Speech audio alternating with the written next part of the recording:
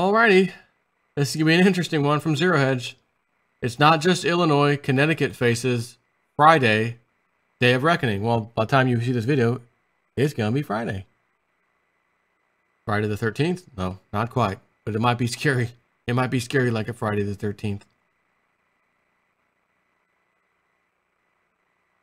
Will Illinois face a Friday night deadline by which it has to come up with its first fiscal budget in 3 years? But, we're talking Illinois now. Or face a downgraded junk resulting in what a policymaker called a death spiral. Another mini drama is taking place in Connecticut, which is also facing big budget problems as wealthy residents, hedge funds, major corporations flee the state's high taxes, and its fiscal future gets murkier by the day. Just today, we reported that Aetna, the insurance giant founded in Hartford, where it has been for the past 164 years, announced it would be moving its headquarters to New York City, despite intensive lobbying efforts by Connecticut officials. Listen, the Connecticut officials, you don't do the lobbying around here. It's the other way around. You get lobbied. Nice try. The move, which followed a departure by GE of its Fairfield headquarters of 40 years, is a blow to the company's hometown, which is facing severe financial problems. Hartford's problems are a representation of the troubles facing the entire state. While Illinois' story is familiar, Connecticut has the distinction of the third worst ratings in the country, only behind Illinois and New Jersey, after S&P, Moody's, and Fitch all downgraded the state last month in what officials described as a call to action for state leaders. We're doing this for your own good. We want to see us marking this little box over here that you're being downgraded. Hint, hint, you need to work on that budget. Okay, well, our debts are more than our income. How the hell do you want us to work on that? Well, whatever. We'll just kick that can. Let's kick the can. What the hell? We've been downgraded by everybody in the last 6 months, and in the last year or two or 3 times. Oh, hold on. Let's try it again. We've been downgraded by everybody in the last 6 months, and in the last year, 2 or 3 times. Senate Republican President Len Fasano, cited by Fox News, said, "If we don't pass a budget, I think we will see a further downward spiral." My friend, you're absolutely right. Illinois is already there, so it's a great assessment. A day late and $1 short, but yeah, good one. Good catch on that one. And just like Illinois and 14 other states, by the way, Connecticut faces a Friday Day of Reckoning. The state has yet to pass a fiscal 2018 budget by the June 30th deadline. Quote, "We must immediately take the necessary steps to mitigate the current year deficit and then balance the budget with recurring measures to reduce spending and structural solutions to our long-term problems," a spokesperson for the Connecticut Office of Policy and Management said in response to Moody's downgrade. It's not just the rating, however. Connecticut's deficit has reached $5 billion, and according to analysis by Pew, the state only has $240 million in its rainy day fund. Just 5 states have a smaller cushion. Much of the financial troubles are tied to the state's pension. You're lying. You're lying. How many pension videos has Jason before done in 2017 alone? More than any of you and myself can count. So are you shocked? No. Just 5 states have a smaller cushion. Much of the financial troubles are tied to the state's pension system, which 2-term Democratic Governor Daniel Malloy's office is seeking to address with a new plan to save the state $24 billion in coming years. But this year don't look good, next year don't look good, and the year after next don't look good either. But the coming years will. Okay. One solution offered by Malloy is to require new state employees to be covered under a new hybrid pension system. The agreement which Malloy's office made with the state union is tentative and awaiting legislative approval. Quote, Connecticut can and will adopt a reasonable, balanced budget for the coming biennium. The question is how best to handle our finances until that happens, Malloy said. He offered a short-term mini-budget. Like Austin Powers has a mini-me? Dr. Evil, mini-me. I have a mini-budget. Mini-budget likes chocolate. Scotty don't. He offered a short-term mini-budget to allow more time to negotiate a full budget without making our current problems any worse and without further jeopardizing the state's bond rating.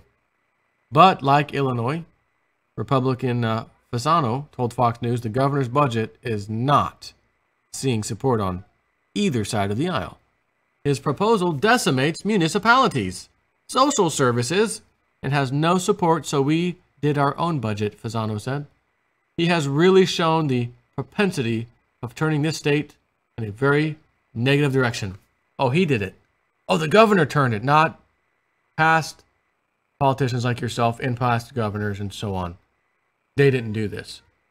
I'm pretty sure he didn't promise the pensions. I'm pretty sure he didn't put that system in place. And like, show me one pension fund in the world like ever that was completely funded and stayed funded.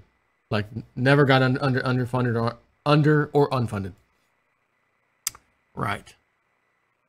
What makes things even more complicated is the even split in the state Senate. Fasano serves as the state Senate's Republican president in conjunction with the Democratic president. This is a special situation, as for the first time in decades, the state Senate is split evenly in the historically blue state. We are tied 18-18. And that's making it more difficult because the Democrats can no longer plow across the finish line a progressive agenda, fiscally speaking, so they can't figure out what to do, Fasano said. Senate Republicans are the only ones with a line-by-line detailed and balanced budget, he said. Fasano claimed the budget put forth by Senate Republicans changes taxes and includes structural provisions that would help keep businesses in the state. Although, if Aetna is any indication, not nearly enough. We are doing things to try to attract people to stay here. You're trying to attract people to stay here. I think that's you mean we're trying to attract new people to come to the state. That would make sense. Or we're trying to keep people in the current residents in the state. That too would make sense. But I don't know if you can attract people to stay there. That's I'm just gonna throw that out there. As best we can, given the fact that we have a $5 billion deficit, he said.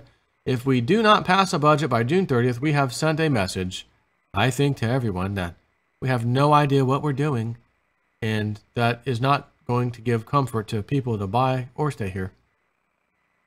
Listen, Fasano, that might have been the most truthful thing a politician has ever said. More specifically, this part. I think to everyone that we have no idea what we're doing. That's a Big 10 for Mr. Fasano. Those who have already left the state, mostly affluent hedge fund managers who have migrated to Florida, already got the message, just like they did in Illinois.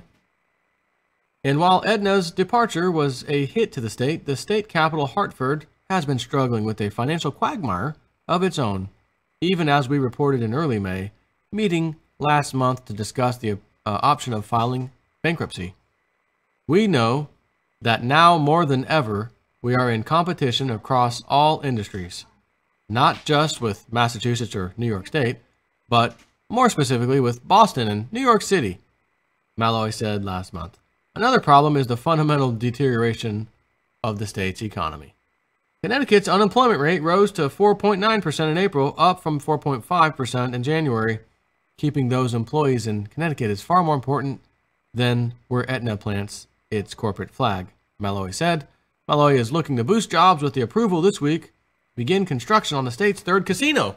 Now let's get gambling in here. Let's take more broke-ass Americans and put them in here. We can have all kinds of gambling problems. We'll increase shrinks and all kinds of other, supporting industries to get these people's mindset to stop becoming gambling addicts. That's the ticket. Put a casino in here. Yeah. Jiminy Christmas. What was that part again? We've sent a message, I think, to everyone that we have no idea what we're doing. Yeah. The Democratic governor remains optimistic, however. And his office told Fox News that companies like Xerox, Sikorsky, and Vineyard Vines, among others, have committed to the state over the last 2 years. But Fasano said he spoke with GE executives before they left, and they cited state financial issues. They said Connecticut continues to tax at rates that make it unaffordable for businesses, people to stay here, and did not see what Connecticut looked like 7 or 8 years from now. He said, that's the same analysis I've heard from a number of businesses as to why they're leaving. The progressive agenda this governor put forth is now coming home to roost. Leave it to the Democrats, right? So will Connecticut pass a state budget? There was some 11th hour hope on Thursday when AP reported that Connecticut House Democrats said they come up with a 2-year budget proposal that could be ready for a vote on July 18th. The last-minute $40 billion 2-year plan would increase the state's 6.35% sales tax to 6.99% sales tax to help maintain funding to cities and towns. It would also provide municipalities with additional ways to generate local revenue and restore the local property tax credit against the personal income tax. The proposal was being offered up Thursday as lawmakers grappled over whether to pass Democratic Governor Daniel P. Malloy's 3-month stopgap budget before the fiscal year ends on Friday. Malloy says it will be less draconian than having him run state government using his limited executive authority. So you're saying it's draconian still. And of course, there's disagreement about whether to vote on the mini budget. If the disagreement is not overcome by Friday, Connecticut could soon be in the same financial straits as Illinois.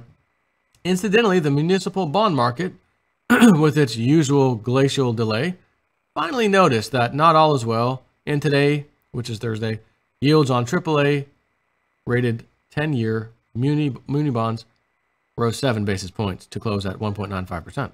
The biggest one-day absolute increase since December 2015. There was a similar move for 5-year muni bonds, which rose 5 basis points on the day to end at 1.34%, now up 10 basis points week to date.